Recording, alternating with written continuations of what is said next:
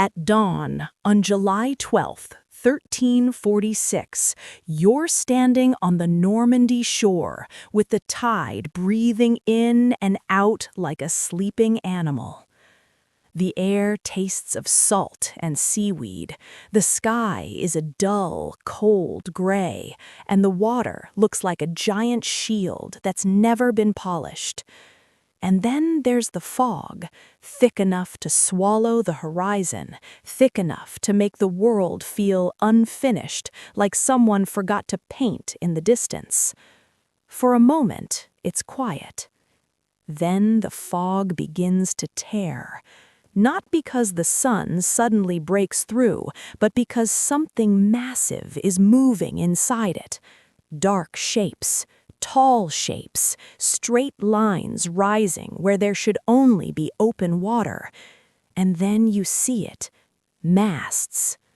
More and more of them stabbing up through the mist like a forest growing out of the sea. Sails appear in layers, overlapping, drifting forward in a slow, unstoppable tide. If you were a fisherman or a farmer who'd wandered down to the beach, you might honestly think the ocean had created a city overnight, an entire city made of timber and canvas, advancing toward you without mercy, without hesitation. It's not a raid. It's not a warning. It's an arrival. Almost 1,000 ships, at least that's how it will be remembered, carrying the first wave of an army stepping onto French sand. Landing craft scrape and thud. Men climb down, splash into the shallows, and push forward with equipment on their backs and cold water at their knees. The sea is busy with voices, rope, creaking wood, the clink of metal, the quick, sharp calls of officers trying to keep shape in the chaos. And somewhere among all of that is the person this story keeps circling back to. Edward III, King of England. He isn't just crossing a channel, he's crossing into an idea, into a claim, into a dream that's dangerous enough to start a long war. Later, the chroniclers will love a particular detail. The king steps off his boat, slips, and falls face first into the sand. If you're his enemy, it's a bad omen, a gift. If you're his supporter, it's a prophecy. France itself bowing to receive him. And if you're looking at it with modern eyes, you can see something even more telling than superstition. You can see the birth of a narrative. Because the moment a king lands, the fighting doesn't only happen with weapons, it happens with stories, with what people believe happened, and what they repeat, and what they decide it meant. Edward knows that. He's not only a commander, he's a producer of meaning, a man who understands that a stumble can become a symbol if you control the version that survives. And he hasn't come alone. The number that follows him is huge for the medieval world, around 15,000 fighting men. Say that out loud, 15,000, and don't picture a modern army on a highway with trucks and radios. Picture a moving crowd of bodies, horses, wagons, tents, tools, spare bowstrings, barrels, cooks, carpenters, grooms, engineers, and boys running messages from one place to another. It's not just an army, it's a city on the move. And like any city, it has a hunger. It needs food. It needs money. It needs order. It needs time. And time is the one thing an invading force never truly owns. For the men stepping onto the beach, this is not a clean, heroic page from a romance. It's work, it's risk, it's weather, it's exhaustion. It's the first day of a campaign where most of them will never be remembered by name, yet they're the ones who will carry the weight of the king's ambition in their legs and shoulders. Somewhere above the surf and shouting, Edward's banners snap in the wind. And inland, beyond the dunes, lies Normandy. Green fields, market towns, roads for carts and pilgrims, not for a foreign army.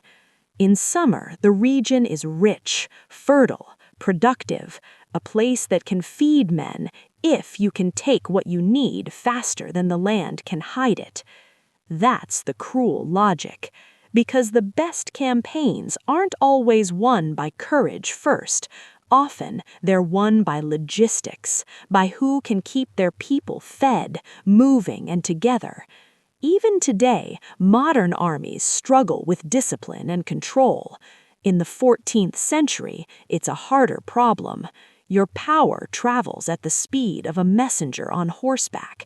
Your authority is only as strong as the fear and loyalty that surround you. Edward tries to anchor that authority early. He needs to look like a lawful ruler, not a pirate king. He needs Europe and the church and his own people back in England to see him as legitimate. So proclamations are issued, instructions about how the army is meant to behave, words like order and restraint and punishment. But proclamations are paper. The shore is real, and the men are hungry, and many of them are poor or desperate or simply hardened by a world where violence is common and mercy is not a habit. You can feel the gap opening between how the king wants this to look and what an army like this tends to do once it senses opportunity. Even the beachhead itself becomes a lesson. There's little resistance. The landing isn't met by a wall of French knights. It's mostly clear. That kind of success is intoxicating. When nobody stops you at the door, you start to believe the house is empty. You start to believe the world has no teeth. Edward looks south, he looks inland, and somewhere inside that gaze is a calculation that goes far beyond Normandy. Because this invasion is tied to a question that has been hanging over Europe. Who has the right to rule France? Edward believes, at least publicly, that he has a claim, not simply to land, not simply to titles, but to a crown. And that makes this something more than a military expedition. It turns it into a test of legitimacy, a contest of kingship, a struggle over who gets to define what is lawful and what is rebellion. Across France, far from this beach, there is another king, Philip VI. At this moment, Philip isn't here in the surf. He isn't watching sails loom out of fog. He's somewhere deeper in his kingdom, and his problem is not only military, it's political, psychological, symbolic. If the English can roam freely, if towns open their gates, if people flee without help, then Philip doesn't just risk losing battles, he risks losing belief. And belief is the oldest foundation of monarchy. So while Edward lands with confidence, Philip is about to face a question every leader faces sooner or later. Do you respond immediately with force and risk choosing the wrong moment, or do you wait, gather, plan, and risk looking weak while your land burns in the imagination of your people? Back on the beach, among Edward's host, rides a boy who is not really a boy.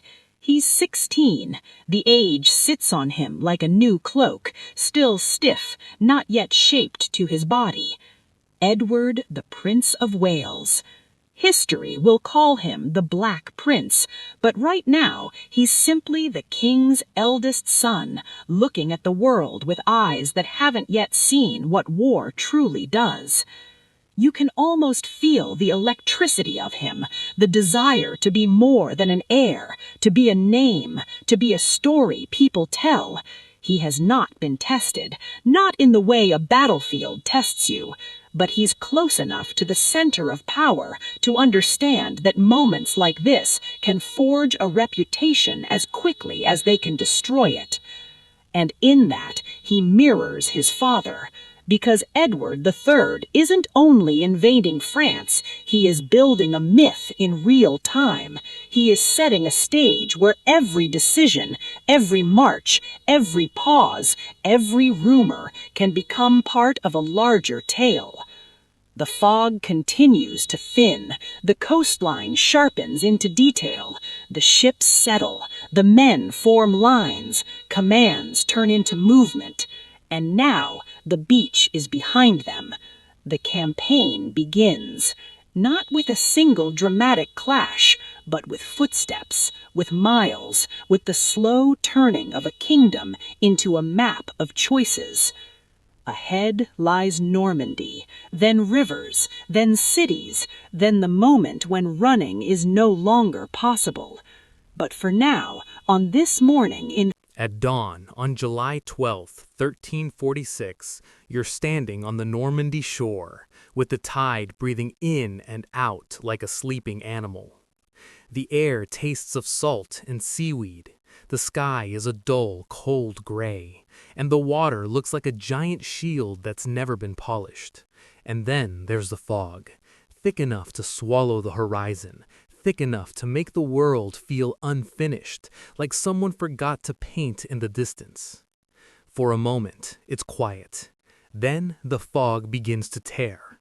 Not because the sun suddenly breaks through, but because something massive is moving inside it. Dark shapes, tall shapes, straight lines rising where there should only be open water. And then you see it. Masts, more and more of them stabbing up through the mist like a forest growing out of the sea. Sails appear in layers, overlapping, drifting forward in a slow, unstoppable tide.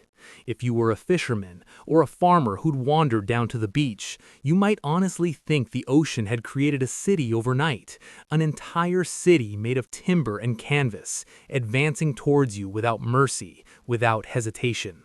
It's not a raid, it's not a warning, it's an arrival. Almost 1,000 ships, at least that's how it will be remembered, carrying the first wave of an army stepping onto French sand. Landing craft scrape and thud. Men climb down, splash into the shallows, and push forward with equipment on their backs and cold water at their knees. The sea is busy with voices, rope, creaking wood, the clink of metal, the quick, sharp calls of officers trying to keep shape in the chaos. And somewhere among all of that is the person this story keeps circling back to. Edward III, King of England. He isn't just crossing a channel, he's crossing into an idea, into a claim, into a dream that's dangerous enough to start a long war. Later, the chroniclers will love a particular detail. The king steps off his boat, slips, and falls face first into the sand. If you're his enemy, it's a bad omen, a gift. If you're his supporter, it's a prophecy, France itself bowing to receive him. And if you're looking at it with modern eyes, you can see something even more telling than superstition. You can see the birth of a narrative. Because the moment a king lands, the fighting doesn't only happen with weapons, it happens with stories, with what people believe happened, and what they repeat, and what they decide it meant. Edward knows that. He's not only a commander, he's a producer of meaning, a man who understands that a stumble can become a symbol if you control the version that survives. And he hasn't come alone. The number that follows him is huge for the medieval world, around 15,000 fighting men. Say that out loud, 15,000, and don't picture a modern army on a highway with trucks and radios.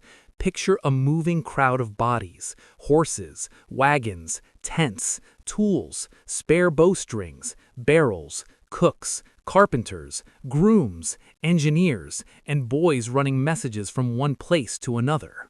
It's not just an army, it's a city on the move. And like any city, it has a hunger. It needs food, it needs money, it needs order, it needs time. And time is the one thing an invading force never truly owns. For the men stepping onto the beach, this is not a clean, heroic page from a romance. It's work, it's risk, it's weather, it's exhaustion. It's the first day of a campaign where most of them will never be remembered by name. Yet they're the ones who will carry the weight of the king's ambition in their legs and shoulders.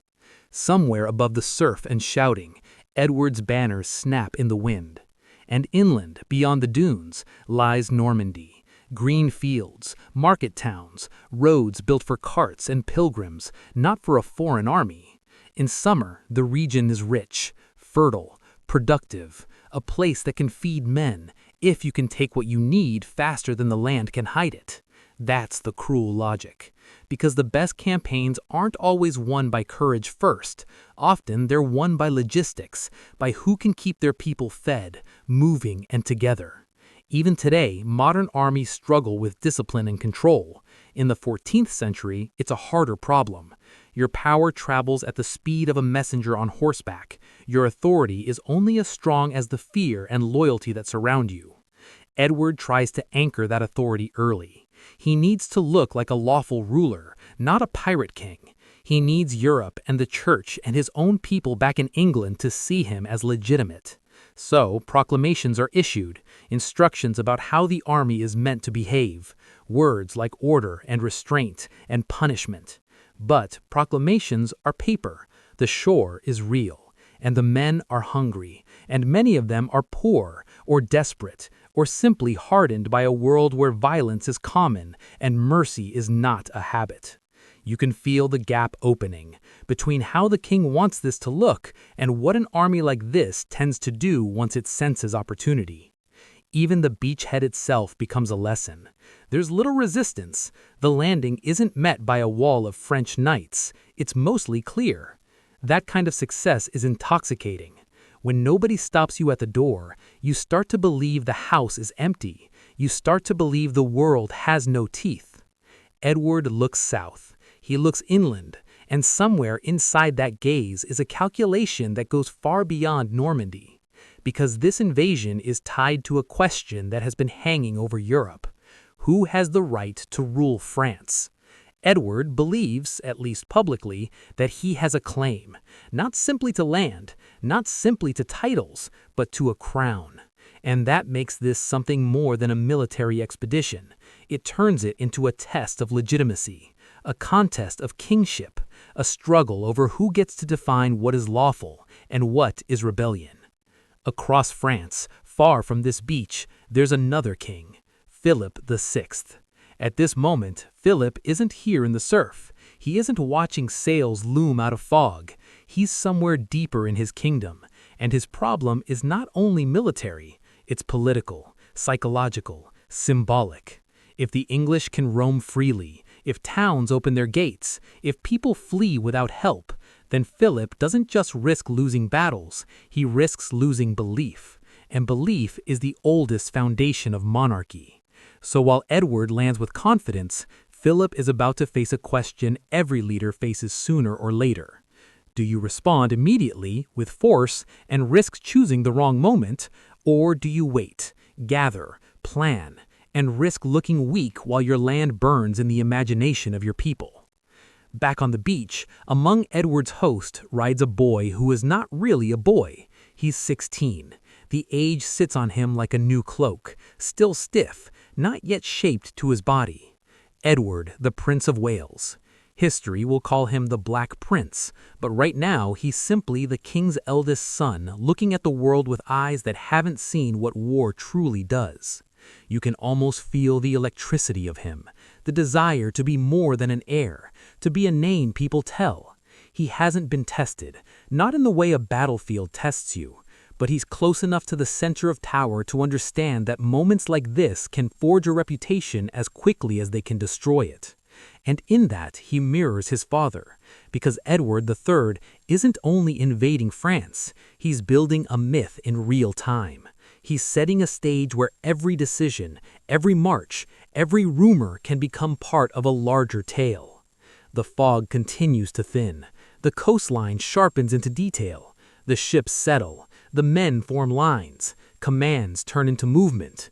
And now the beach is behind them.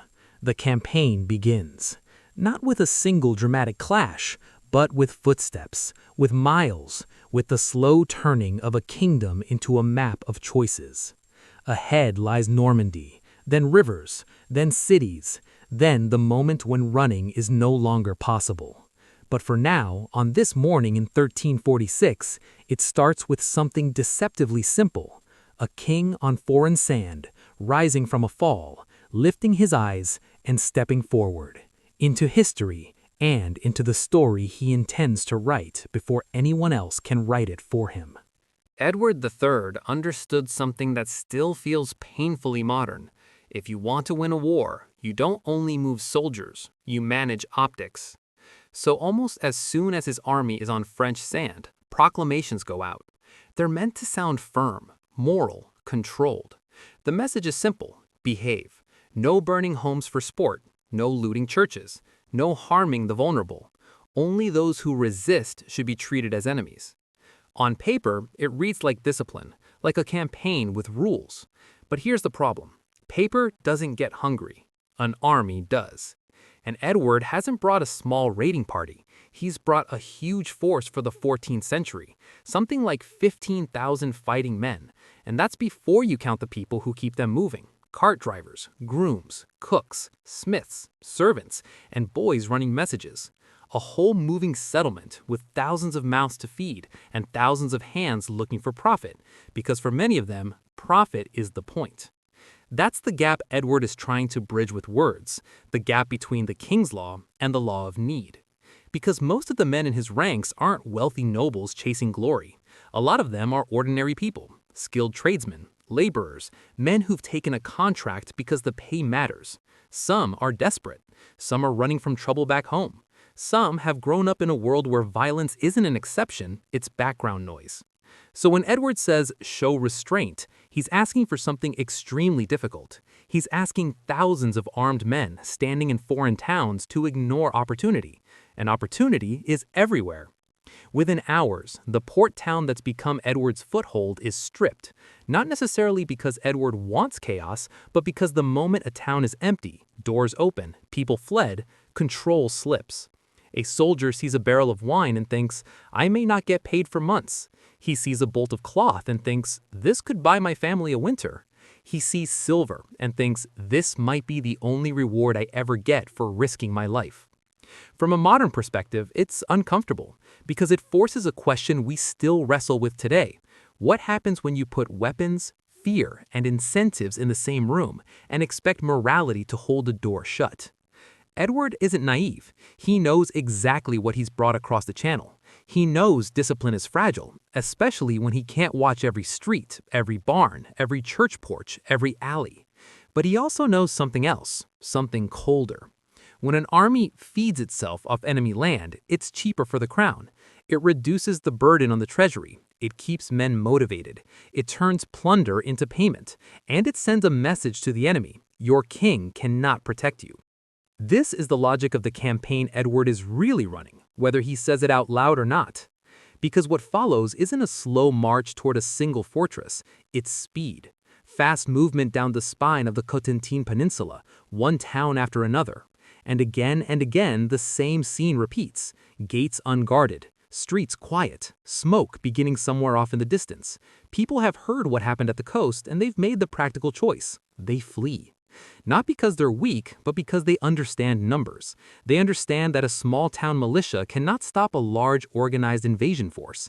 They understand that resisting might not save their homes, but it will guarantee their homes become a battlefield. So the town's empty, and the roads fill with frightened families, carts piled high, children crying, livestock driven fast.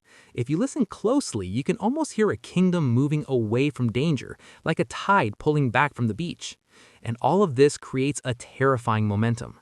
Momentum is a weapon. Every mile Edward advances unchallenged makes his army feel larger than it is. Every town that falls without a fight makes the French response look slower, weaker, uncertain. And that perception spreads faster than any cavalry messenger. Here's the strategic heart of it. Edward isn't trying to hold Normandy the way a modern army would. He's doing something older and in its own way, ruthlessly efficient. He's running a chevauchée. That word matters. A chevauchée isn't about building a new border. It's about breaking confidence. It's about turning rich farmland into a symbol of failure. It's about taking the safest part of a kingdom and making it feel exposed. In modern terms, you might call it a campaign of coercion, economic damage, and psychological pressure designed to force political outcomes. You make people feel unsafe. You make local lords look powerless. And ultimately, you make the king look like someone who cannot keep his side of the bargain, protection in exchange for loyalty. That's why the speed matters so much. Fear thrives on speed. If the enemy can't catch you, can't even meet you, then the story that forms in people's minds is simple. They can do whatever they want.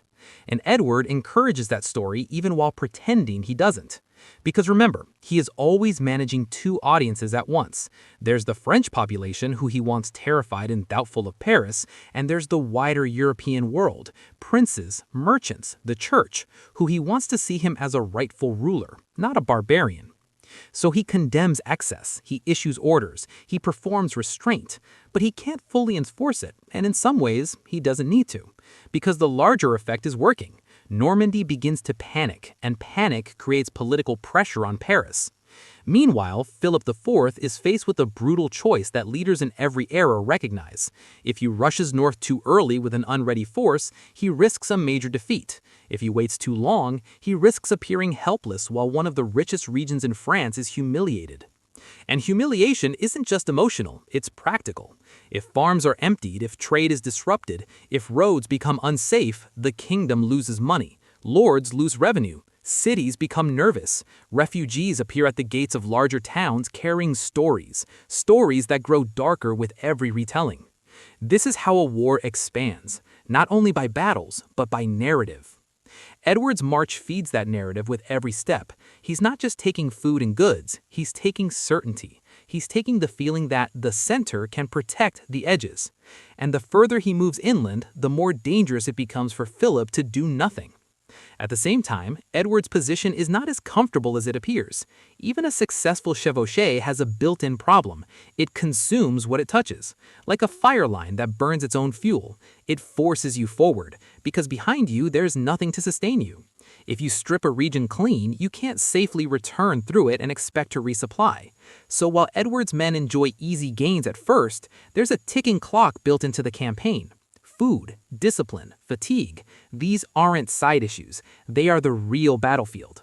And that's the tension under the surface of these early days. Triumph on the outside, instability on the inside. Edward is riding a wave he has created, but waves don't last forever. They crash, or they fade, or they hit something solid. Philip hasn't hit back yet, not because he's absent, not because he's indifferent, but because he's gathering, calculating, trying to find the moment where Edward's speed becomes his weakness. And Edward knows that moment is coming. That's why the proclamations matter so much. Not because they magically transform soldiers into saints, but because Edward is already preparing the story he'll need later, when the campaign turns harsher, when control slips, when people ask what kind of war this really was.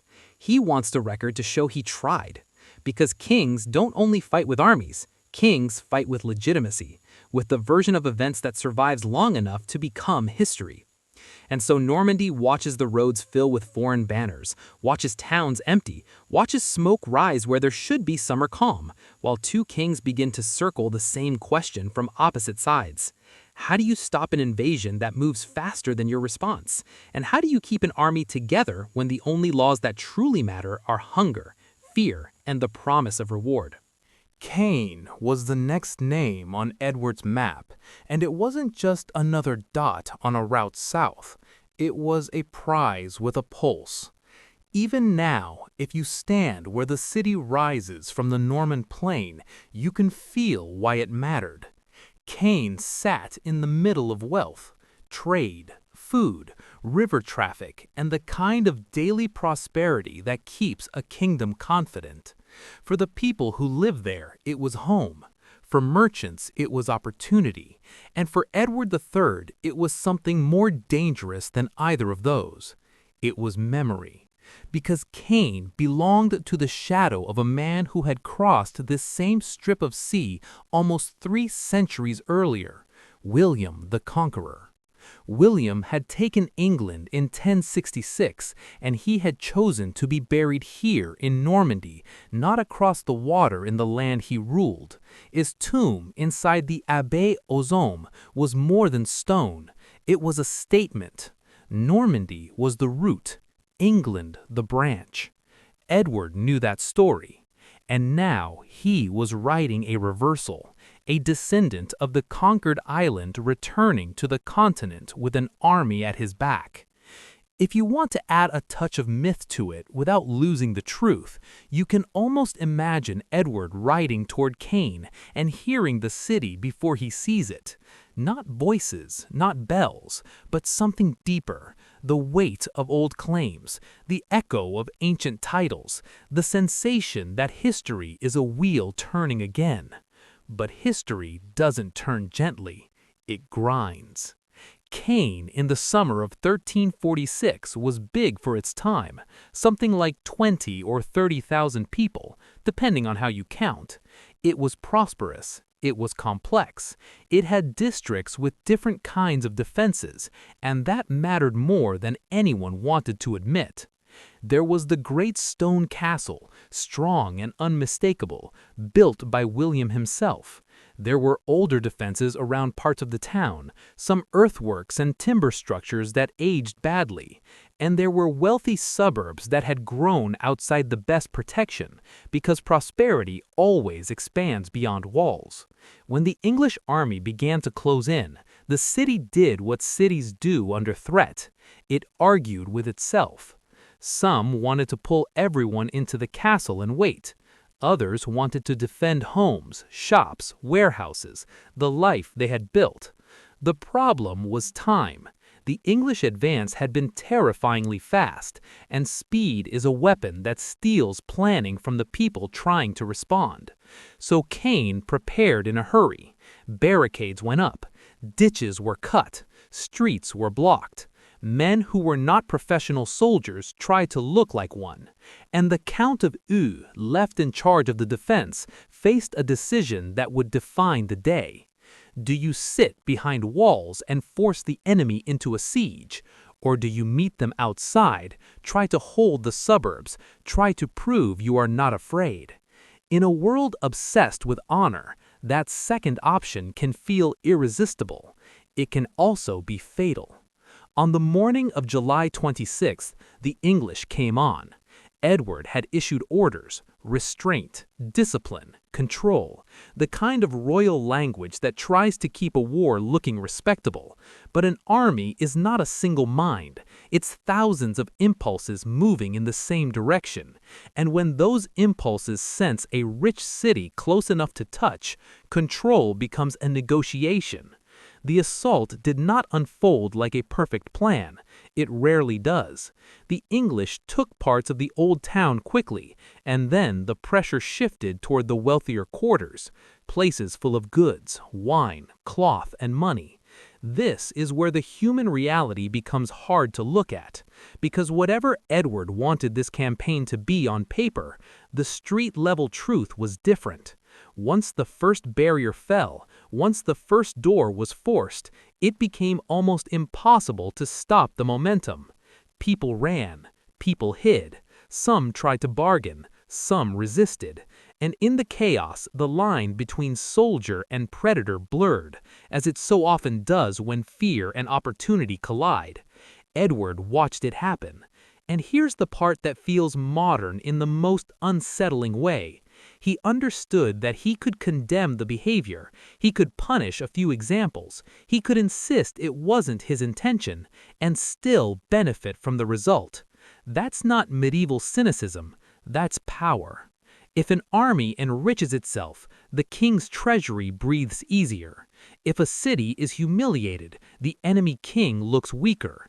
If the story spreads, if refugees carry it down the roads, then terror does half the campaigning for you. So Edward is trapped in a contradiction that leaders still face today. He needs discipline to keep his campaign functioning, but he also needs the campaign to produce results fast, and the fastest results come from letting the men take what they can. From the perspective of the ordinary soldier, Caen was the kind of place you might never see again in your life, a whole world of wealth behind doors you'd never normally touch. If you were poor, and many of them were poor, this wasn't abstract politics, it was survival dressed up as victory. From the perspective of the people inside Caen, it was the collapse of certainty, the sudden understanding that the King of France was not there, and whatever protection the crown promised had not arrived in time. And that is the deeper purpose of what Edward is doing. This is not simply taking a city, it's a message. It says if this can happen here, it can happen anywhere. Edward did not need to keep Caen forever. He needed to break it loudly enough that the sound reached Paris. By the time the English moved on, the city had been stripped of much of what made it rich. There were losses in lives and property. How many exactly is hard to say, because medieval numbers are often exaggerated, and because trauma distorts memory. But the scale was shocking by any standard. Thousands were affected. Many never recovered, and even after the English left, the war didn't leave with them. The castle and French forces could reassert control later, but you can't rebuild what a population feels in the moment it realizes it's exposed. And in that moment, Caen became the key turning in Philip's mind, because Philip VI could not ignore this anymore. He had already hesitated. He had been gathering forces, weighing options, watching and waiting. But Caen, rich, important, symbolic, was too loud to dismiss. If Edward could reach Caen and do what he did, then the narrative was already forming. The French crown is slow, uncertain, unable to protect its own heartlands. So Philip responded with something that wasn't just military, it was sacred. He raised the oriflamme, the red battle standard of Saint-Denis. To the French, that wasn't simply a flag, it was a call that blended kingdom and faith. It told lords and knights that this was no longer a border dispute. This was the defense of France. With that banner, Philip tried to restore what Edward was tearing apart: confidence. Meanwhile, in the English ranks, another education was taking place, quiet, personal, and irreversible. The Black Prince, 16 years old, rode through the aftermath and saw what war really was when it stopped being a story told by poets. He had come to France full of the hunger to become a legend. Caen showed him the cost of legend, the way victory can taste like ash for someone else. And that's where this campaign becomes more than a sequence of places on a map. It becomes a clash of identities. Edward III building a myth of rightful kingship with every step, taking symbols as much as territory. Philip VI forced to defend not only land, but the belief that a king can protect his people. And the young prince standing between those two visions, about to learn very soon that a single day on a battlefield can brand a name forever. Caen was not the end, it was the signal flare. After Caen, the war stopped feeling like a fast-moving invasion that might burn itself out. It began to feel like something longer, darker, and harder to control, something that would demand decisions neither king could take back. And with the oriflamme raised, with Edward pressing onward, and with the Black Prince riding toward his first true test, the road out of Normandy no longer led to just the next town. It led toward collision. In early August of 1346, Edward III reaches a moment that feels like it belongs in a cathedral, because it does. After weeks of momentum in Normandy, he steps into a great church city to meet two cardinals sent in the Pope's name. On the surface, it's diplomacy, a pause, a chance to stop the bleeding before Europe slides further into chaos. But Edward isn't fooled. At this point, the papacy sits at Avignon, and everyone in power understands the reality. The Pope may speak for heaven, but he also listens to kings, especially the French crown. So when these churchmen arrive with gentle voices and polished offers, Edward hears something else underneath. He hears Philip. The cardinals propose a deal, Lands in the south, lands in the north. Territory, titles, compromises. A way for Edward to leave France with something in his hands and peace on his lips. And there's a trap hidden in the generosity.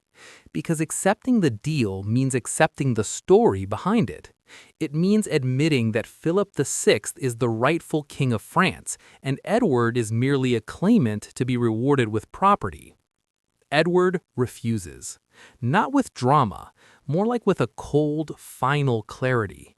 In that refusal, you can feel what this campaign has become. It is no longer only about winning concessions. It is about identity, about legitimacy, about whether Edward can continue to say out loud that he has a right not just to land in France, but to the crown itself. In a modern sense, it's the moment negotiations collapse because neither side is actually negotiating territory. They're negotiating authority. And authority is the one thing no monarch can trade without becoming something else. So the cardinals are dismissed, and Edward turns his army back toward what he wanted all along: movement. He aims toward Rouen. Rouen is a glittering target, wealthy, vital, a gateway city on the Seine. If Edward could take Rouen, he could threaten the heart of the kingdom. He could make Paris feel the heat of war close enough to smell. But when Edward approaches the Seine, the world changes. Up to this point, the campaign has been driven by speed and shock. Towns have opened their gates, populations have fled. The English have moved like a blade through soft ground. Now, they meet something that does not fear banners or numbers. They meet geography. Rouen sits on the right bank of the Seine. Edward's army is on the left, and when he looks for bridges, he finds only broken stone and guarded crossings. It's the same again and again. Bridges dismantled, approach roads defended, and French forces standing just far enough away to be safe, close enough to be humiliating. From Edward's point of view, this must have felt like the world suddenly refusing to cooperate. Because an army can't simply wish itself across a river, not with wagons, horses, supplies, and thousands of men who have been marching for weeks. Rivers are not obstacles you negotiate with courage. They are obstacles you negotiate with engineering, time, and control. And Philip has taken those things away. This is where Philip VI finally begins to look like a strategist, not a glamorous strategist, not the kind you write ballads about, but the kind who understands what really weakens an invading army. Not heroic speeches, but delays. Philip orders bridges broken or fortified all the way between Paris and the sea. He reinforces river crossings. He turns the Seine into a line of iron, and he does it with a simple goal: keep Edward trapped on the wrong side long enough for hunger and fatigue to do their work. In modern military language, Philip is leveraging the environment to sever mobility and strain logistics. He's not meeting Edward in a single decisive clash. He's squeezing him minute by minute into a worsening situation. And it works because Edward is running a campaign that eats what it touches. That's the cruel truth of this kind of medieval invasion. Edward's men can live off the land, yes, but only if the land still has something to give. And the very tactics of fast movement and taking supplies leave the region behind them drained. Like a fire that burns its own fuel, the army can't easily turn around and retrace its steps. There's little left behind them to sustain a return march. So the longer Edward is forced to hover along the river, the more dangerous his position becomes. This is the point where the campaign begins to feel less like conquest and more like a countdown. Edward searches for crossings. He tries one place, then another. He pushes patrols forward to test defenses. He sends men along the bank to see if any bridge is intact, any ford is shallow enough, any moment of weakness exists in the French line. And each time the answer comes back the same: no. Or not now. Or not here. Meanwhile, on the far side of the river, French forces shadow him. They watch. They move with him. Sometimes they shout insults. Sometimes they simply stand where they can be seen, like a reminder that the invader is not in control anymore. This is psychological warfare without a single major battle. It's a message written in silence. You can march where we allow you to march. Edward keeps up the public performance. He tells his men Philip is afraid. He tells them the French refuse to fight. He turns the broken bridges into propaganda. Look, he says, they fear us so much they destroy their own roads just to avoid meeting us. But in private, Edward has to know the truth. This isn't fear, this is intelligence. Philip is letting time fight for France. And time is a brutal ally, because in a medieval army, time means sickness. It means blistered feet and dead horses. It means food disappearing faster than expected. It means discipline cracking because hungry men steal, tired men argue, scared men desert. The longer Edward is forced to be delayed, the more likely it becomes that the French can gather a larger army and force a battle on their terms, when Edward is weaker and France is stronger. That is the heart of Philip's strategy. It's not flashy, but it's effective. Edward's options start to collapse. If he can't cross the Seine, he has to keep moving, pushed further and further inland, deeper into enemy territory. And the deeper he goes, the more exposed he becomes, and the harder it is to escape back toward the post. At one point, Edward is uncomfortably close to Paris, close enough that in another kind of story, you would expect him to throw everything into a dramatic march on the capital. But this isn't that story. Because an army doesn't capture a capital on ambition alone, not when it's tired and hungry and blocked by rivers and followed by a growing enemy force. The closer Edward gets to Paris, the clearer it becomes that the city is not a prize, it's a trap. So you can almost feel the campaign shifting under his feet. It started with confidence, with the sense that nothing could stop him. Now it becomes a problem-solving exercise under pressure, where every hour matters and every mistake multiplies. And this is where the modern angle becomes impossible to ignore. Edward is fighting two wars at once. One war is against France. The other war is against his own situation, his supply limit, his time limit, the physical endurance of his men, and the rising danger of being pinned down. Philip's brilliance here is not that he wins a battle, it's that he changes the rules of the game. He turns the campaign from a story about Edward's choices into a story about Edward's constraints. And once you're fighting constraints, you're no longer the one setting the tempo, you're reacting. Edward keeps moving along the Seine, searching, probing, hoping for a gap, but the river keeps repeating the same lesson. You can't intimidate water. You can't bargain with a current. You either have a way across or you don't. And if you don't, then all the confidence in the world becomes a performance for your own men, while the enemy quietly tightens the net. This is the moment when the campaign stops being a march of easy victories and starts becoming a race against hunger, against exhaustion, against the French army gathering behind the red banner of St. Denis. Because somewhere beyond the riverbanks, Philip is no longer simply waiting. He's preparing to close the trap. By the time Edward III's army reached the Somme in late August of 1346, the campaign had changed its shape completely. This didn't feel like a victorious march anymore. It felt like a clock ticking inside a man's chest. For weeks, the English had moved fast and taken what they needed as they went, but that kind of campaign has a built-in curse. It consumes the landscape behind you. You strip barns, fields, stores, and roadsides. Then you can't turn around and expect the land to feed you a second time. The army becomes a moving appetite, and the only safe direction is forward. Now, forward meant one thing: crossing the Somme. On a map, it's just another river, but on the ground, the Somme was a problem, designed by nature and sharpened by French strategy. It wasn't a clean channel with friendly banks.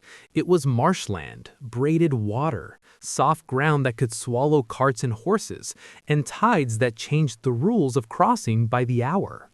Edward arrived near the walled town of Abbeville and found the same answer he'd been getting all along.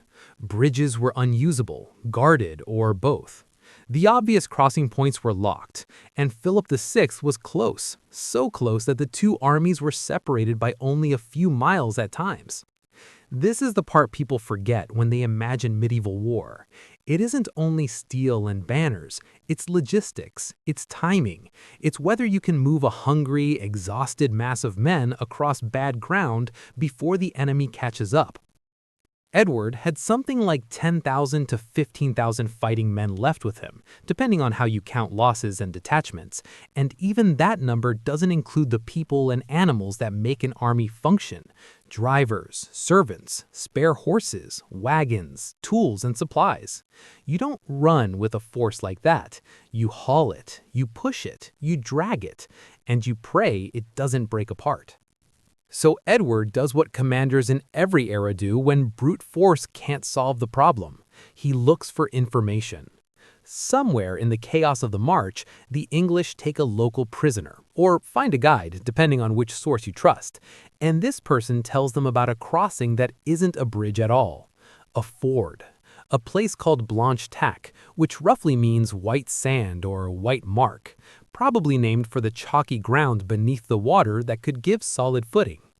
The key detail is what makes it both a miracle and a trap. It only works at low tide. That means Edward doesn't get to choose the moment of crossing. The sea chooses it for him. In modern terms, he's looking at a tiny operational window, maybe an hour or two on either side of the tide, and he has to move a whole army through it, under pressure, with the enemy watching. So he plans something that feels almost theatrical, and yet it's the kind of deception armies still use today. That night, Edward makes camp as if he intends to stay. Fires burn. The usual signs of an army settling in remain visible. Anyone watching from a distance would assume light and assume the English are still there. Then, in darkness, Edward pulls his men out. Quietly as a medieval army can move, which is to say not silent at all, but quiet enough to confuse the enemy's certainty. 10,000 men and more, with horses and wagons, can't vanish like smoke, but they can shift like a shadow, especially in the hours before dawn, when even alert eyes struggle to judge distance. They march toward Blanche Tac and wait for the river to lower itself. At first light, the tide pulls back. The ford begins to show. And of course, the French are not blind. There are watchers along the river, not necessarily posted for that exact spot, but tasked with preventing exactly this outcome: Edward slipping away. The moment the English presence becomes obvious, banners, movement, the mass of bodies, French riders go back to raise the alarm. Reinforcements start to gather from the nearest strongpoints, including Abbeville. Edward has a head start, but it's a short one. Now imagine the scene, not as a romantic painting, but as an ugly, urgent reality. Men step into moving water with armor and weapons. Horses hesitate, then lunge forward, then stumble where the footing turns uncertain. Wagons creak, wheels catch, oxen strain. Every delay becomes dangerous because the enemy is forming on the far bank. And then the fighting begins. This isn't a grand cavalry display, it's a struggle for space at the edge of water. The French try to stop the crossing with missiles, crossbow bolts, arrows, anything that can reach men who are half exposed and vulnerable. The English answer with longbows, because longbows can put more shots into the air faster, and often from farther back. From a modern perspective, you can think of this as a brutal wet gap crossing under fire. The first men across are trying to create a foothold, what we'd call a beachhead, even though there is no beach, only mud and reeds and a narrow strip of firm ground. It's chaos by design. Edward needs bodies moving forward constantly, because the crossing only becomes safer when enough men are on the far side to push back defenders, to reduce the concentration of incoming fire. Every step is a test of nerve. Not the glamorous kind of courage, but the kind that says, keep moving, even when your instincts are screaming to stop. And then, little by little, the balance tips. More English reach the far bank. The foothold grows. The French defenders, who arrived quickly but not in overwhelming numbers, realize they're being pressed by a larger force than they can contain at that moment. Some fall back to Abbeville to regroup. Others hold briefly, then retreat. Edward gets his army across. It's one of those moments in history where planning and luck clasp hands, whether either side wants to admit it. If the tide had been wrong, if the guide had lied, if the French had arrived in greater strength 5 minutes earlier, the story could have ended right there. Instead, Edward survives. But survival comes with a price. Crossings like this cost equipment, energy, and time. Wagons are abandoned or lightened, supplies are lost, men are scattered, horses are strained, and the army that reaches the far bank is not refreshed, it's wrung out. Still, for a brief moment, there is relief. Because across the Somme, Edward can finally imagine the road north opening again. He can imagine reaching the coast, meeting supplies, getting his men fed, stabilizing the campaign before Philip catches up. And then another disappointment hits. The fleet Edward had hoped would meet him with food and reinforcements is nowhere to be seen. No ships in the right place at the right time. No miracle at the shoreline. It's hard to overstate what that means to an army already running on fumes. In modern terms, it's a failed resupply at the worst possible moment. It doesn't just affect hunger, it affects morale. It tells the men that even the king's plans can miss their mark. So, Edward is forced on again. Ahead lies the great obstacle of the forest of Crecy. Thick, sprawling, and strategically dangerous. Edward has two choices, and neither is comfortable. Swing west into marshier ground that will slow him and sap the last strength of his men, or go east on firmer roads that bring him closer to Philip's fresher forces. He chooses east. It's a gamble made by a man who understands that being slow is sometimes more lethal than being bold. Now the rhythm of the campaign is almost unbearable. Sprint, stumble, survive, and then immediately face the next decision with less food and less rest than before. And that's the real story of Blanche-Tac. Yes, it's a dramatic crossing. Yes, it's a turning point, but it's also proof of something deeper. Edward's campaign is no longer driven by conquest. It's driven by escape, by endurance, by the ability to keep an army together when the world seems to be shutting doors one by one. Philip is close. The French host is growing. Edward is exhausted, but alive. Black Prince is still there too, still writing, still watching, still learning what war really demands of a leader when the maps stop being tidy and the margins vanish. And beyond the trees, beyond the next rise in the road, the final reality waits. Because after the Somme, Edward doesn't just need another river crossing, he needs a battlefield, a place where running stops being possible and becomes necessary. The Somme was behind them now, like a wound that had finally closed, but still stung every time they moved. Edward III rode through the column in late August of 1346, watching the shape of his army change in real time. Men who had marched for weeks now looked thinner, quieter.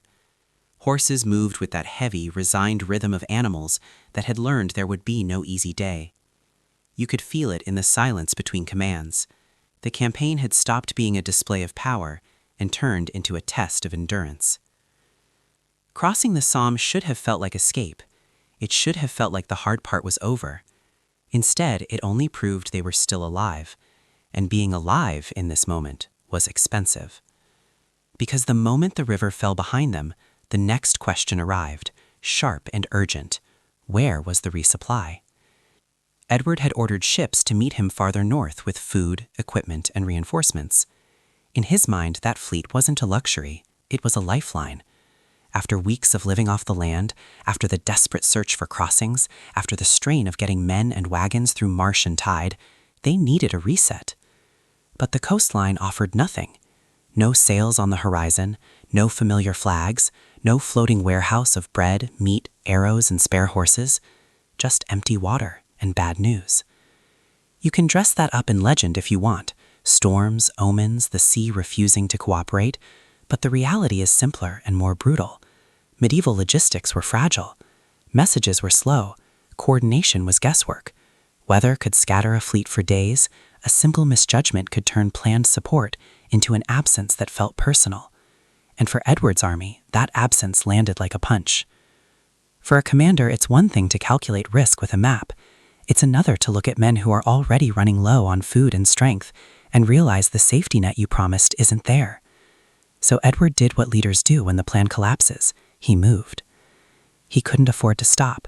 Stopping meant Philip would catch them. And Philip wasn't just behind anymore. Philip was everywhere in the imagination of the English army.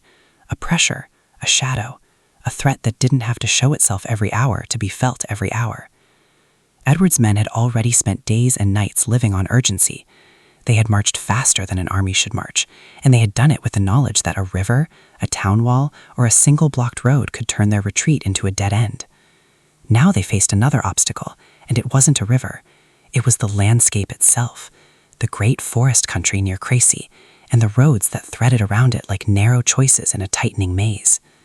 Edward had two routes. One was slower, through wetter, more difficult ground, the kind of terrain that drags at boots and wheels, that tires men out without a single enemy in sight. The other route was firmer and faster, but it brought them closer to where Philip's fresher forces could cut across, ambush, and box them in. Edward chose the faster route. It was a gamble, but it was also a confession. The English could no longer afford to be cautious. Caution takes time, and time right now belonged to France. The column pushed on, and the pace itself became its own form of discipline. When you're marching at the edge of exhaustion, there's less room for looting, less room for wandering, less room for breaking formation just to chase a rumor of food. The ordinary soldiers may not have understood Edward's grand strategy, but they understood this. The king was driving them like a man trying to outrun a closing door. And then the moment came, the moment Edward must have dreaded since the first bridge was broken on the Seine. He realized Philip was not just closing in from behind. Philip was ahead. Not by a day, not by a week, by roads, by angles, by speed. It's one of the most frightening discoveries an army can make. You're not being chased toward safety, you're being chased toward a wall. Edward brought the column to a halt, not because he wanted rest, because he couldn't move forward without turning the march into a panicked scramble, and a panicked scramble is how armies die without ever meeting a battlefield. So he did the only rational thing left. He chose ground. He looked for height, for a position that narrowed the approaches, for a place where his smaller force could force the larger force to come at him in the wrong way. He found a rise, nothing dramatic like a mountain, but enough to matter, enough to look down on the route an attacker would have to take. And then Edward ordered his army to do something that tells you everything about the situation. He ordered them to build a fort. Not a castle, not a stone keep, something improvised, fast and stubborn.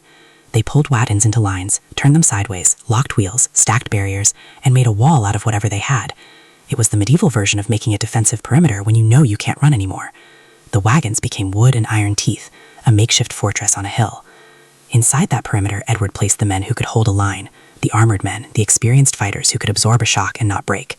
Along the edges and the flanks, he positioned the weapon that England trusted more than its own noble cavalry, the archers. In the stories, it becomes a storm of arrows, and that's poetic, but the modern way to understand it is simpler. It's about rate of fire. It's about a lot of trained men who can shoot again and again, fast enough to break the rhythm of an advancing enemy. Edward wasn't trying to win a duel of honor.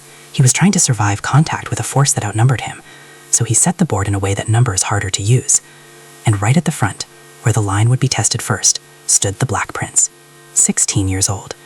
It's hard to even say that without feeling how exposed it sounds. 16 is old enough to wear armor, old enough to be brave, old enough to want your name to matter. But it's also young enough to believe that war is still partly about the story you'll tell afterward.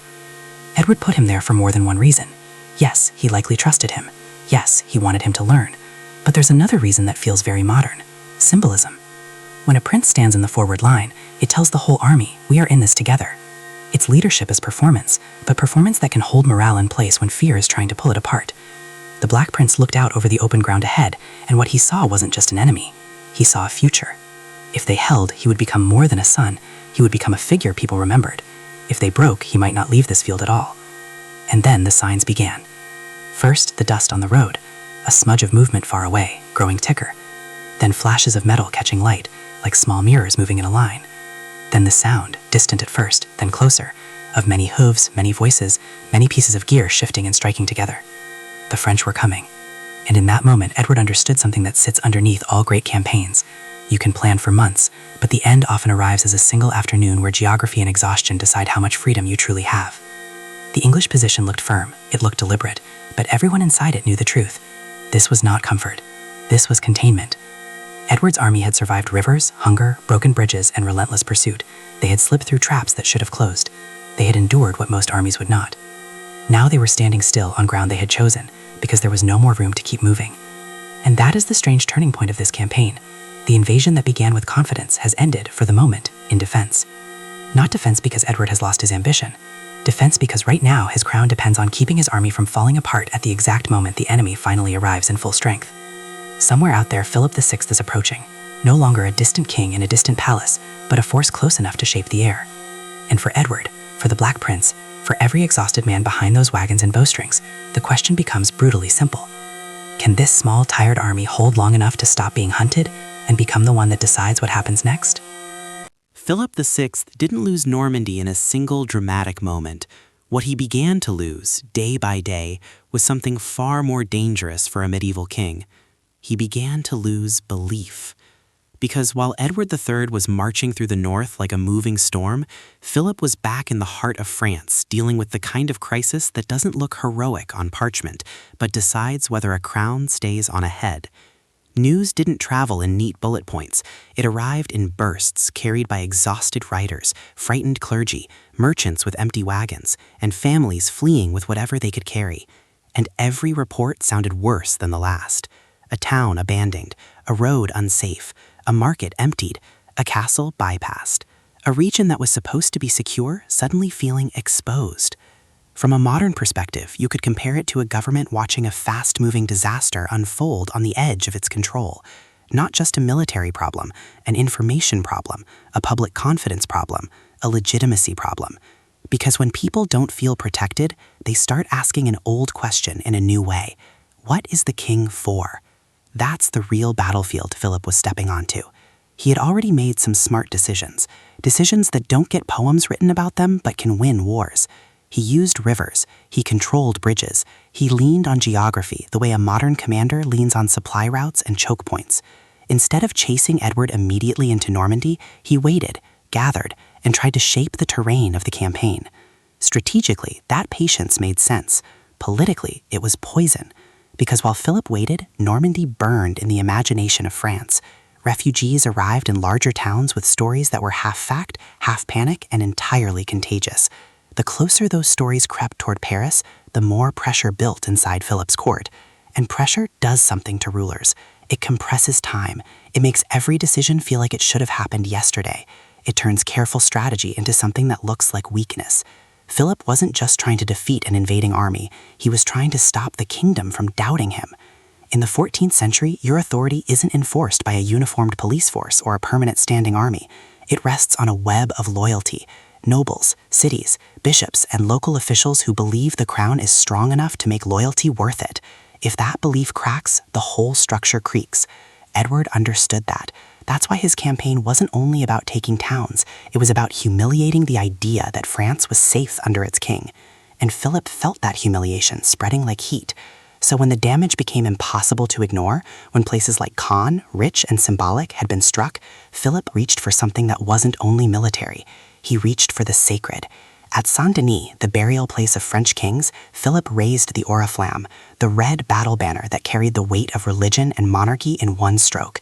To raise it was to say, this is not a local conflict. This is the defense of France itself. And in a society where faith and politics are tightly braided, that mattered. It wasn't merely a call-up of troops. It was an attempt to restore the moral center of the kingdom, to reassure frightened people that the crown wasn't drifting, that God, history, and royal authority were aligned again. You can almost picture it, the red cloth lifting into the air, and with it a message meant for everyone from Paris to the smallest village road. Your king is awake now. Your king is coming. But here's where Philip's problem deepens, because raising the oriflamme also raises expectations. Once you declare something sacred, you can't treat it as optional. You can't keep waiting. You can't calculate forever. The banner doesn't only summon soldiers, it summons a demand for action. And at this point in the campaign, Philip's army is not a modern army. It's not a single unified instrument that moves on command like a machine. It's a coalition. It's royal household troops, great lords with their own retainers, regional levies, and hired specialists, each group arriving on its own timetable, each group with its own sense of pride and precedence. In other words, Philip has numbers, but he doesn't automatically have control. That distinction becomes everything. Because the moment Philip decides to move decisively, he also has to keep this enormous, mixed host from tearing itself apart with rivalry, impatience, and poor coordination. It's like trying to conduct an orchestra where half the musicians brought their own sheet music and believe they deserve the solo. And yet he has to move. He must move. After Edward slips away across the Somme, that pressure becomes unbearable. In Paris and the surrounding regions, people want one thing: the invader brought to battle and stopped. Not next month, not after another round of bridge breaking, now. This is where you can see Philip's situation with modern clarity. Leaders are often judged not by the smartest long-term plan, but by how they perform in the moment of maximum public fear. A cautious strategy can still be correct and still destroy your reputation if it looks like indecision. Philip is pulled into pursuit, and he's not chasing a calm enemy, he's chasing a desperate one. Edward's army is exhausted, hungry, stretched thin, but that doesn't make it harmless. In fact, it makes it unpredictable. A force that feels it has no way out can fight with a ferocity that surprises everyone, including itself. Philip understands he's closing in. He believes he can finally bring the campaign to an end. And from a distance, it must look obvious. France has more men, more resources, and the advantage of home ground. But Philip's veiled strength carries a hidden weakness: speed. To catch Edward, Philip has to move fast, and moving fast with a medieval coalition army means arriving unevenly. Some contingents reach the area first, others lag behind. The army becomes a series of waves rather than a single wall. That's dangerous, because it creates the exact condition an intelligent enemy can exploit, pieces arriving without full coordination. And now we reach the moment that exposes the tension inside Philip's leadership.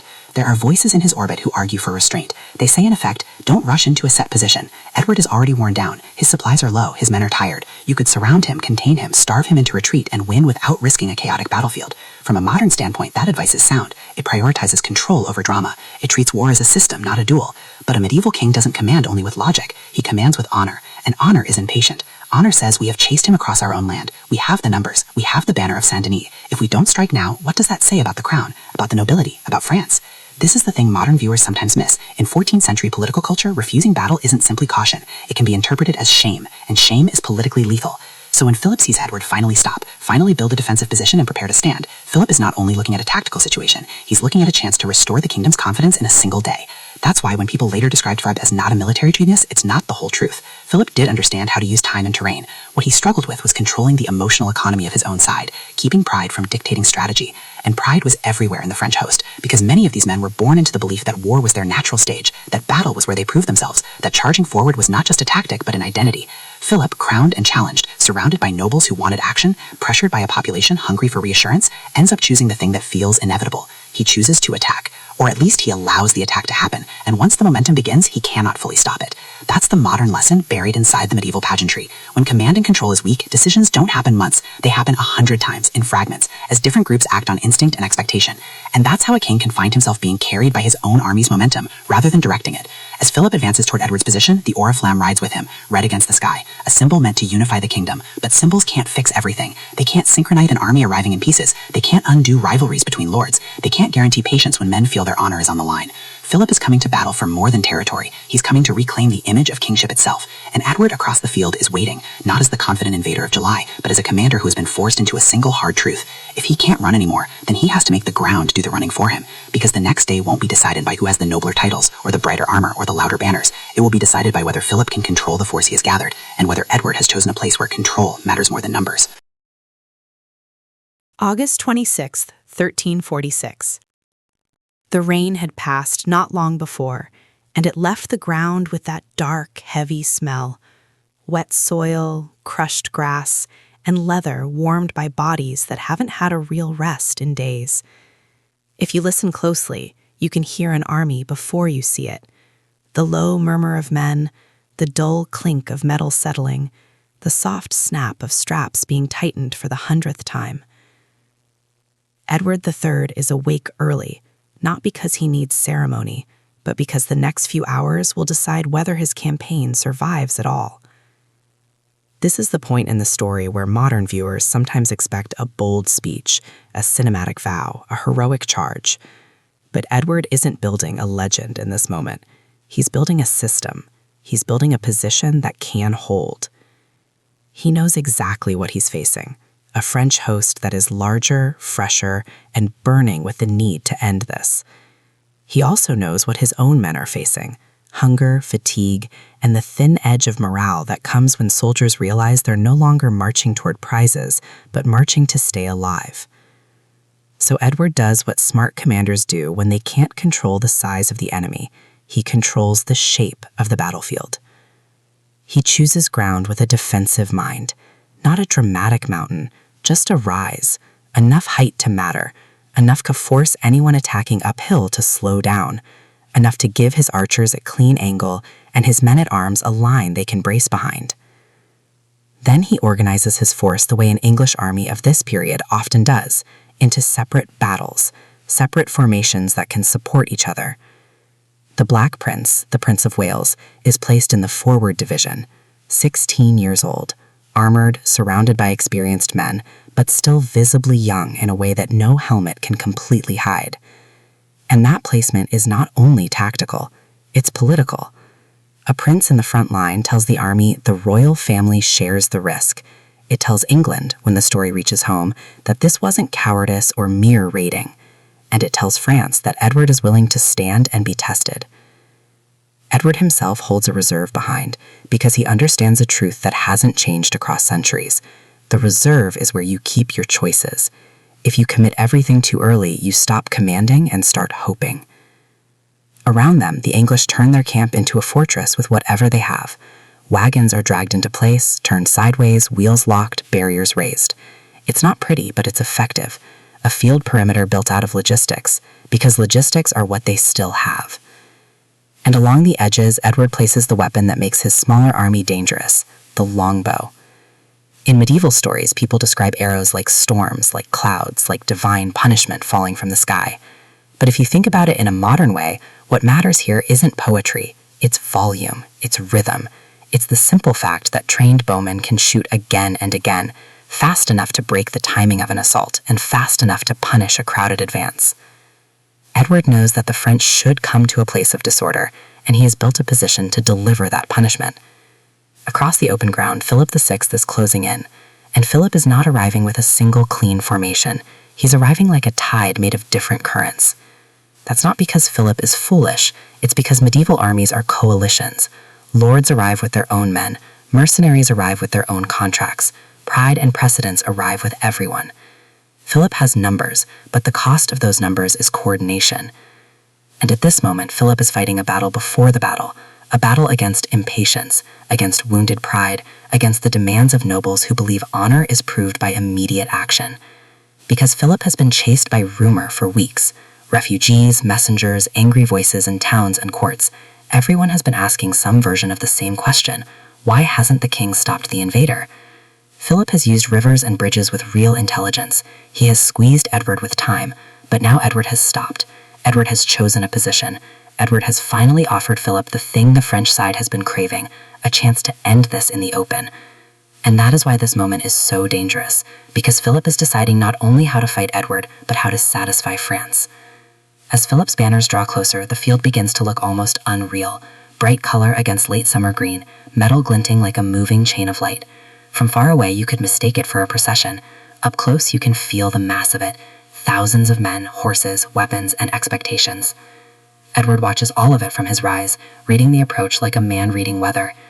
He is not trying to win a contest of bravery. He is trying to make the enemy spend their strength inefficiently. And Philip, for all his power, is being pulled toward the opposite kind of decision, not efficiency, but immediacy. There are voices in the French host that warn against attacking too quickly. They argue for surrounding Edward, containing him, forcing the English to weaken further. If you think in modern strategic terms, it's a sensible approach. Avoid unnecessary risk, keep control, let logistics finish what Rivers started. But a battlefield isn't only logic, it's psychology. And psychology on this day is pushing the French forward. The order goes out for the Genoese crossbowmen to move up. These are professional mercenaries, valued across Europe. Their crossbows are powerful and accurate, and in the right conditions they can be decisive. But they need preparation. They normally want their large shields, pavoises, to shelter behind while they reload. They want a steady rhythm, they want dry footing and clear timing. What they get instead is pressure. They are pushed forward into a situation that isn't ideal, in part because the French army is arriving in pieces, and the Genoese end up in the front of one of those pieces. In other words, they become the first contact not because it's perfect, but because it's what the flow of arriving troops creates. They advance, and Edward's archers watch them come. There's a quiet brutality to this moment. The English don't need to rush. They don't need to prove anything with speed. They need patience. Edward has built a position designed to invite an attack, and now the attack is starting to form. The Genoese raise their crossbows. The first bolts go out toward the English line. And then the English answer. Not with a simple volley, with a pattern, with a tempo that feels less like a noble duel and more like a machine finding its rhythm. Longbows can send arrows downrange quickly, and when hundreds and thousands of bowmen do it together, it becomes something the human mind struggles to process in real time. For the men walking into it, it doesn't feel like being attacked. It feels like stepping into an environment that has turned hostile, air that bites, space that punishes, distance that suddenly isn't safe. This is where Edward's choice of ground matters. It's not only that he's on higher terrain, it's that the approaches are constrained. The French cannot easily spread out. Their own size forces them into density, and density is exactly what massed archery thrives on. Philip sees movement, hears the noise, senses the moment tipping. He wants to commit, to push through, to break the English line before the day gets away from him. But already, even in these early minutes, the weaknesses of the French approach are showing. When the front ranks falter, when the Genoese hesitate or begin to pull back under pressure, the men behind them don't always understand what's happening. They only see bodies moving the wrong way. They only feel frustration, the old instinct that says, out of my way. And that's how disorder grows, not from cowardice, but from too many people acting on their own urgency at once. Edward watches, and he knows that the real battle will be decided by whether the French can keep shape. Because if the French hosts lose shape, if it becomes wave after wave instead of one controlled strike, then Edward's plan begins to work exactly as intended. Every new surge arrives tired, tangled, and more vulnerable than the last. Black Prince, in the front line, feels it all coming closer now. The sound of hooves, the shout of men, the rising pressure that tells you the distance between approach and impact is shrinking fast. 16 years old, standing in the place where the story will later say he earned his name, he faces the one truth every young commander learns sooner or later. You don't get to choose whether you're afraid. You only get to choose what you do while fear is in the air. And on this field, with Edward behind him and Philip ahead of him, with archers drawing and crossbowmen advancing, the last calm seconds are slipping away. The preparations are over. The two kings have made their choices. Now the battlefield will answer.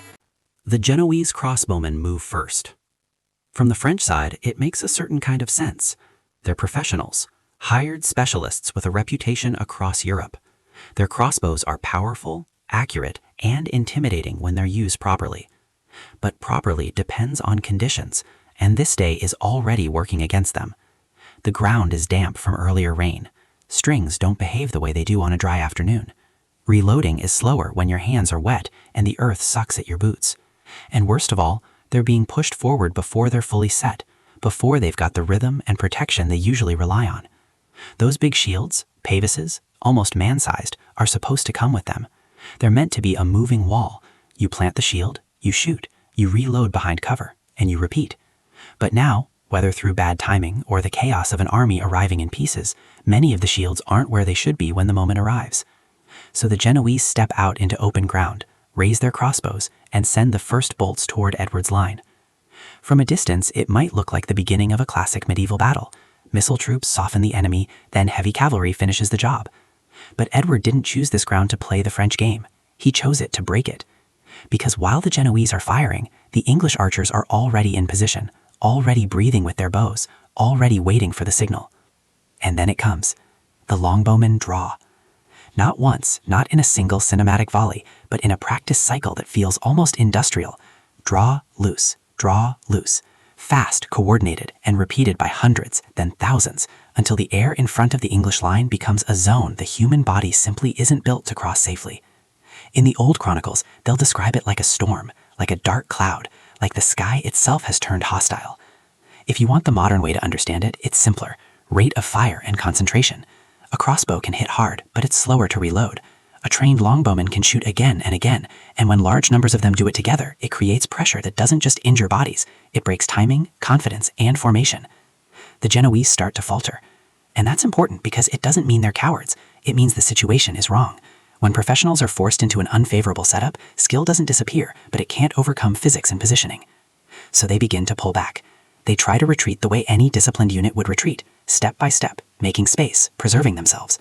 But behind them, the French cavalry is already coming forward, and the cavalry can't see what the Genoese are seeing.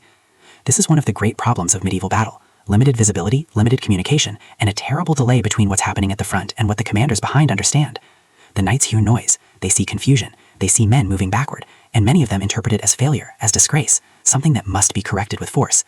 So they push. They ride forward into their own crossbowmen. And suddenly the French attack collapses into the very thing Edward wanted: density, crowding, a tangled mass of men and horses compressed into too little space.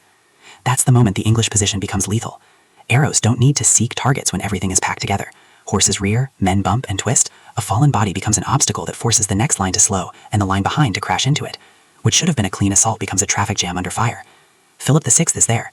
He is not watching this from a distant hill like a detached politician. He is present, pushing, demanding that the attack continue, trying to force control onto something that is already starting to slip.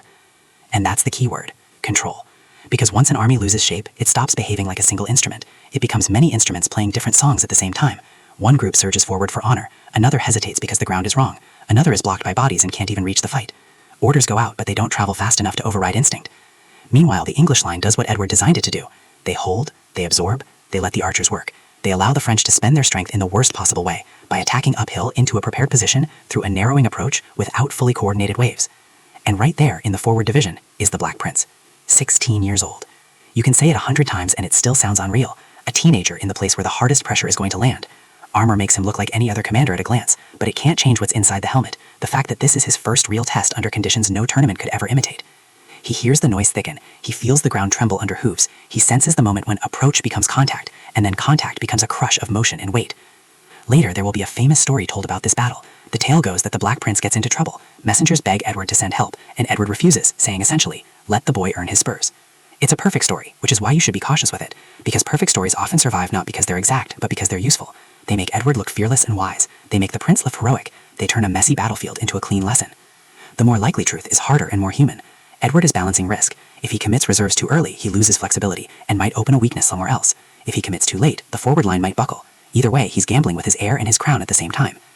So the Black Prince holds, and the fighting around him surges and recoils in brutal waves of pressure. His men brace, step, reform, brace again. The archers keep shooting, and every minute the French remain crowded, the cost grows. On the French side, there is one moment that history remembers almost like a legend, because it captures the mentality of the age. John, King of Bohemia, almost blind by this point, insists on joining the fight. The story says his men tie the reins of his horse to theirs so he can ride forward with them rather than be left behind. Whether every detail is exactly true or not, the image has power, a king moving into danger because his identity demands it.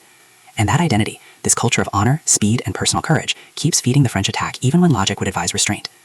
As the afternoon turns toward evening, the French continue to press. More groups arrive, more charges form, more confusion stacks on top of confusion. Philip tries to rally men who can't hear him, or who hear him but can't maneuver in the clogged space. He fights, he stays present, he is not absent from his own disaster. But the day is slipping away. And when daylight begins to fade, an old truth returns. Medieval battles are often decided not only by will, but by visibility. Night doesn't end a battle because men suddenly become merciful. It ends a battle because you can't see banners, can't read signals, can't tell friend from foe. By nightfall, Philip is pulled away from the field, wounded, exhausted, or simply in danger of being surrounded. And when the king is no longer present enough, the French host loses its center of gravity. Pieces of it keep fighting in pockets, yes, but the overall force is no longer moving as one. When dawn comes the next morning, there is fog. The kind of fog that makes a battlefield feel like it's hiding from itself. Shapes emerge slowly: discarded gear, broken lances, abandoned shields, and the stillness that tells you the cost without needing numbers. Some French troops arrive late, hoping to salvage something, but the moment has passed. The English sweep them away, and the field belongs to Edward.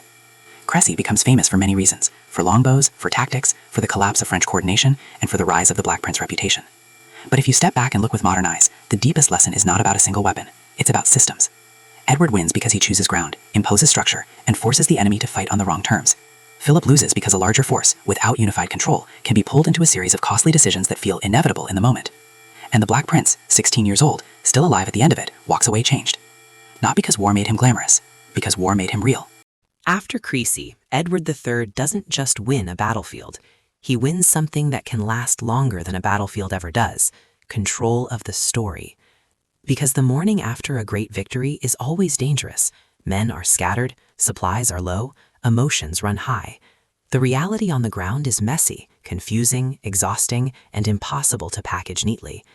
But Edward has always understood that wars are remembered through narratives, not through chaos.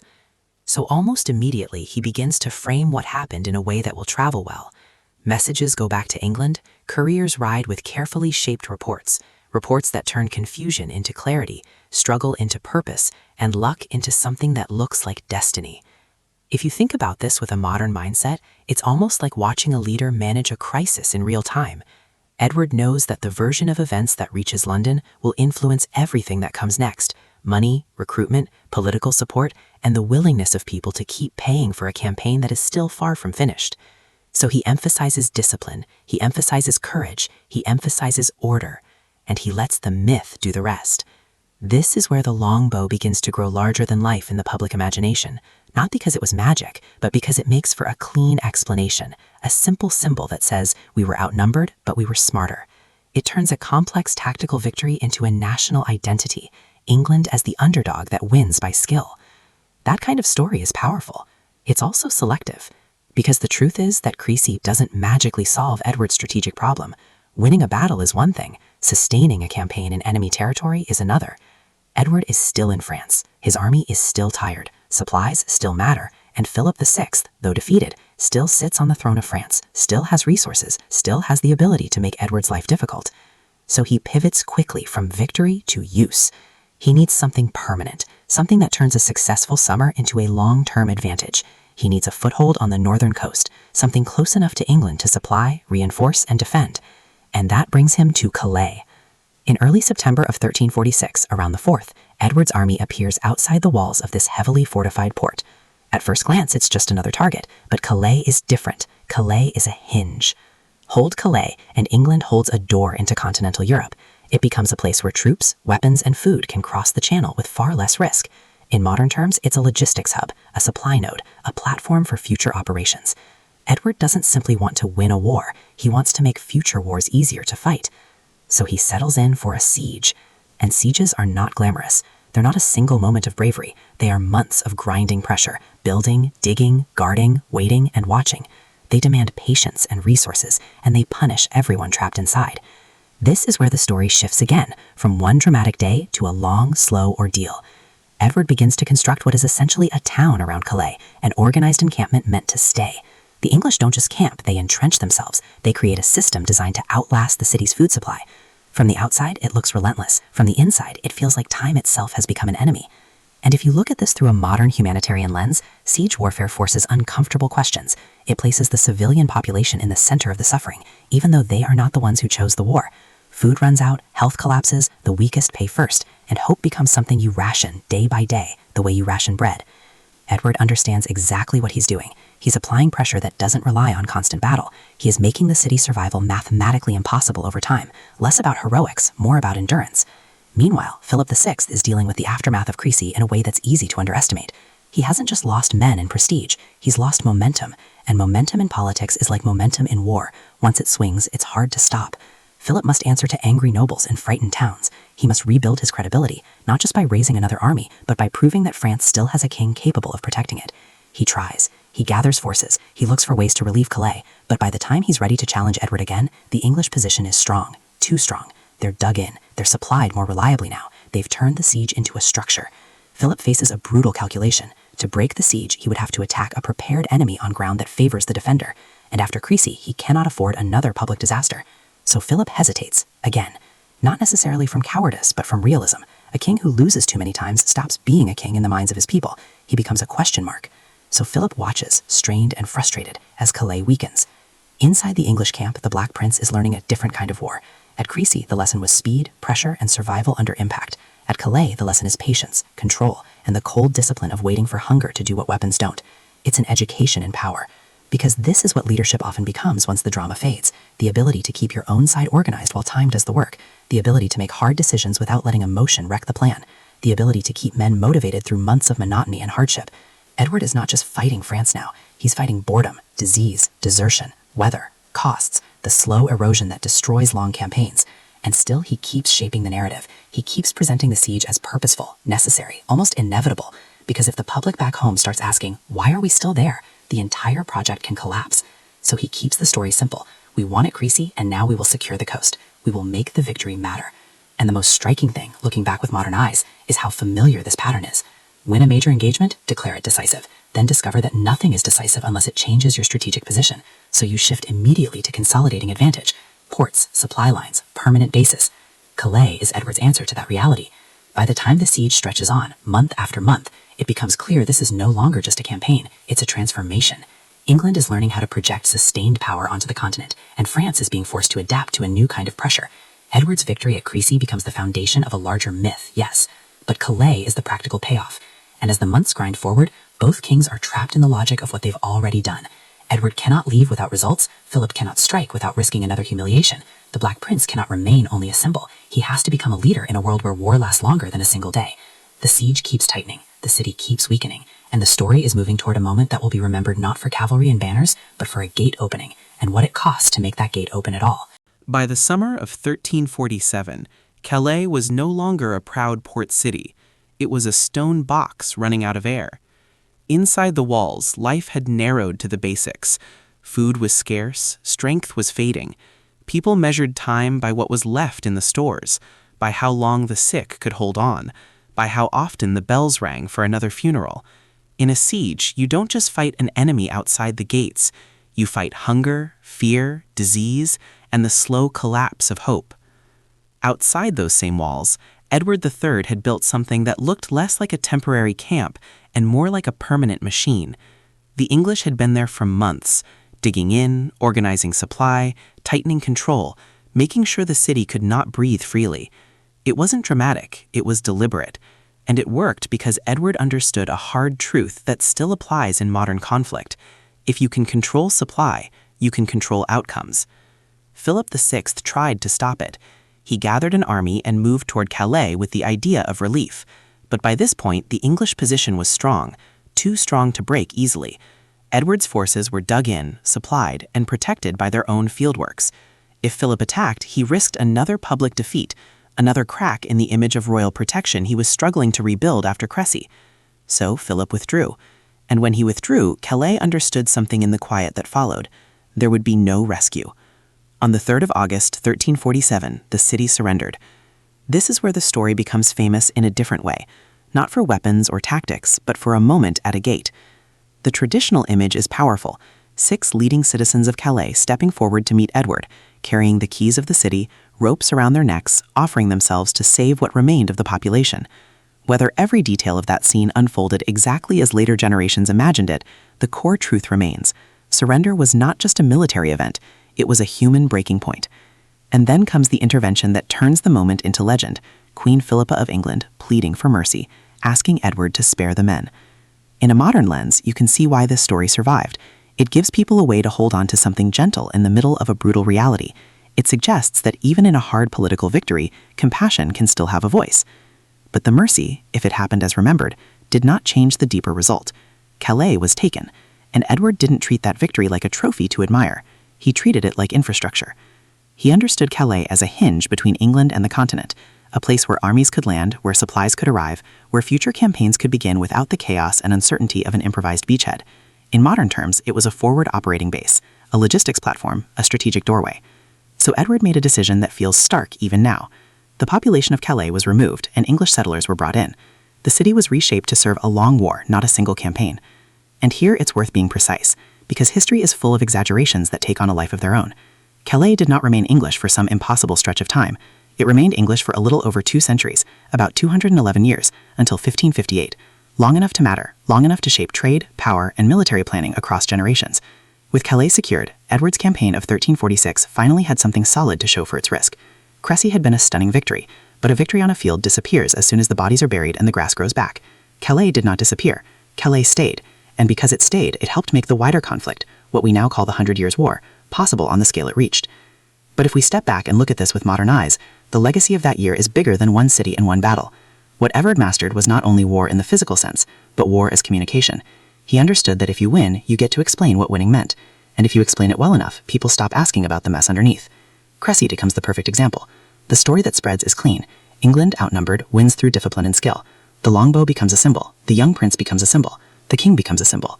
And the parts that don't fit the heroic frame, exhaustion, desperation, the uglier edges of campaigning, can be pushed into the background. That isn't unique to the Middle Ages. It's something states still do. The winner doesn't only defeat an opponent. The winner often defeats alternative interpretations. There's also the lesson of logistics, again, surprisingly modern. If you trace Edward's path from Normandy to the Seine, then to the Somme, then toward Crecy, and finally Calais, the turning points are not only moments of courage, they're moments about bridges, rivers, timing, food, supply, and movement. The campaign swings on whether an army can eat and march, not just whether it can fight.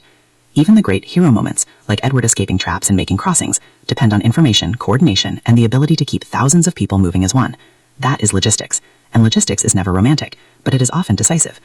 Then there's the political consequence on the French side, and this might be the most important long-term shift. Philip VI wasn't simply beaten by a better weapon, he was challenged by the limits of a system. Medieval France relied on a patchwork of obligations and loyalties, power distributed through nobles, regions, and personal ties. When things moved fast, when pressure was high, that patchwork struggled to behave like a single instrument. Command and control was harder, coordination was slower, and on a chaotic battlefield, those weaknesses could become fatal. Over time, wars like this push kingdoms towards stronger central administration, more reliable financing, and more standardized military organization. Not overnight, not neatly, but as a direction. In that sense, the shock of Crecy and the loss of Calais are not only military events, they are catalysts in the long evolution of the state. And finally, there is a moral legacy, one that modern audiences can't comfortably ignore. Edward's campaign began with a strategy designed to frighten and destabilize, rapid movement, destruction of economic security, making ordinary people feel abandoned by their king. Even when leaders issued proclamations about restraint, the reality on the ground often followed the darker logic of intimidation.